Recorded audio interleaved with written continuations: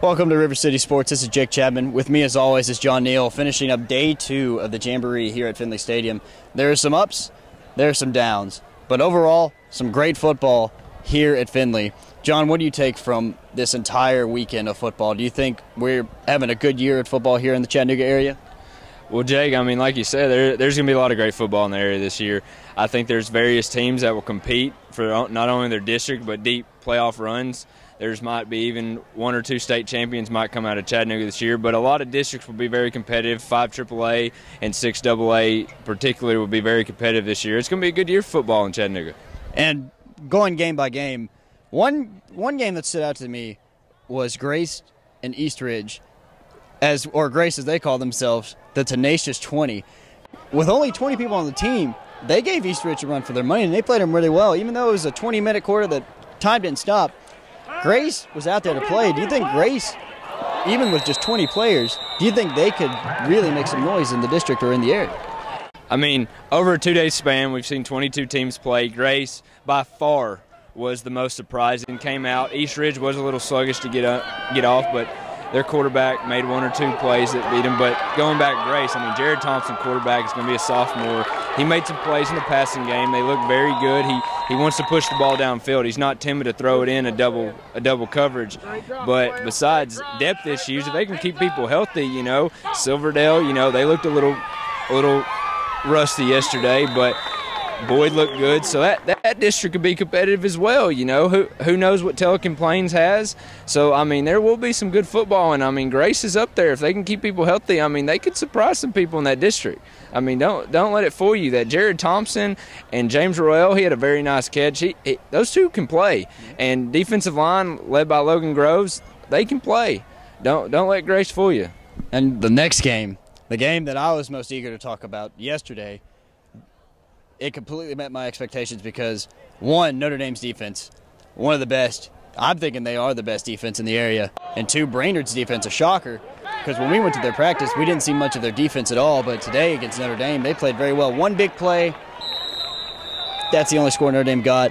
But Brainerd overall defensively, they did really well against that run, especially with a talented backfield. So do you think Brainerd, we all have talked about Notre Dame being a state championship contender. Do you think Brainerd, though, even though their offense was sluggish, do you think Brainerd, do you think they're going to have a good season? I mean, Brainerd, they're the wild card 6 AA. Coach Gwynn is coaching them up. They've got a good quarterback. They've got various athletes. Kalen Stewart, there's a few miscues, both offensively and defense for the Panthers, which led to a score by Notre Dame. But, again, Kareem Moore catching the touchdown. Everybody knows what he's going to give you on Friday nights. Ricky Ballard and A.J. Fleminster look good in Notre Dame's defense. But, for the most part, Brainerd held their own. Both offensively and defensively. Besides some mental mistakes, they were right in the game.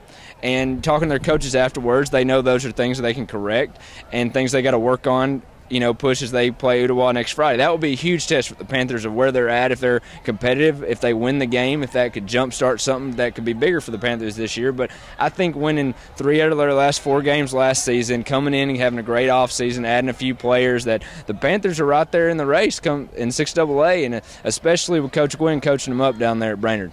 And speaking of sluggish offensive performances, East Hamilton, a team that, as their coach said, they're going to run the ball. They're going to run the ball. They have a talented backfield. But today in the Jamboree, negative 14 yards in the quarter. They couldn't do anything offensively. So do you think this is a good message? Yeah, we struggled a game. Do you think this is a good message for East Hamilton that, all right, we struggled, we're going to move forward? Or do you think this is going to get them down in the dumps? I mean, I wouldn't say just so bad on East Hamilton's offense part, but I would say Central's defense. They could be arguably the best defense in the area. I mean, Coach Mallory has coached them up. He's found various athletes, and they're believing in what they're doing over there. Their offense, the Central's offense, they need to find a little bit things that click a little bit more. But the last 2 times I've seen Central's defense, as they played Saudi Daisy last Friday night, they can play some ball. They can fly around. They'll hit you. Yes, there is some issues along the offensive front besides Demetrius Morgan for East Hamilton. There is some issues of inexperience, particularly at the quarterback position and some of your skill positions. I, again, would still want to see a little bit more from Nick Woods. He's been given the reins of East Hamilton's quarterback, and with him, it's go or no go for the Hurricanes. he brings the complete package, and if he controls the game and he has a little bit more time to pass and they can get the running game open, East Hamilton again can be scary. But give credit to Central's defense tonight. They showed up, and I believe a few coaches who saw them play tonight are going to say, hey, Central defense, we can play.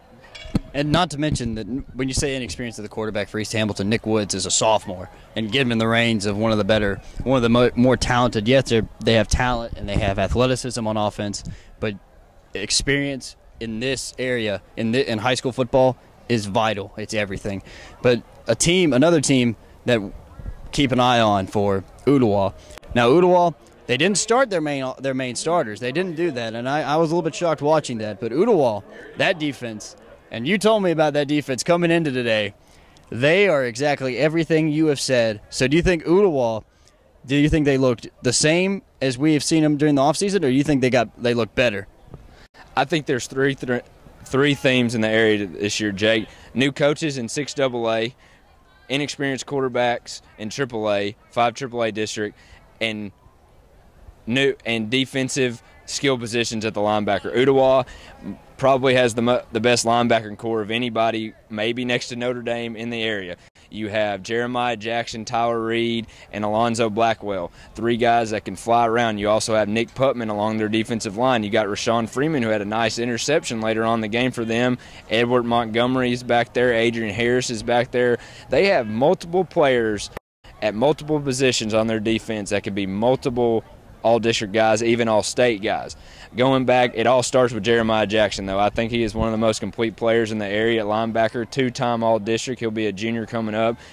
Some schools are starting to gain interest on him, but Ooltewah's defense, I think when it comes to a pound-per-pound, 4-quarter game, they're going to wear you down, and they are arguably the best defense, but they're going to set the tone for that Ooltewah Owls, and I don't think there's an offense in the area or even in the district that's going to be able to go toe-to-toe with them on Friday nights. And offense going toe-to-toe, one of their key games, one of the teams they play, who played right after them, Saudi Daisy, they look like they can move the ball relative ease in the air. Their quarterback times had some bad throws, but overall, he can. If you're a receiver at a Saudi Daisy, he's going to put it in your hands. So, Ooltewah, who do you think would have, like you said, Ooltewah's defense? You don't think anyone can go up against him? Do you think Saudi Daisy, when it comes in a couple weeks when they play Ooltewah, do you think Saudi Daisy would give Ooltewah a run for their money, or would you pick their defense? I mean, again, Ooltewah's defense is going to be very competitive and very hard to beat. But I would not put it past Saudi Daisy to put up points and put up numbers for the Trojans. You have Hunter Maynard, who's come off a off-season injury, who's getting back into the swing of things, who's looking better and better each week we see him. I think he'll be full go once that Ooltewah game comes, and they're going to be able to move the ball.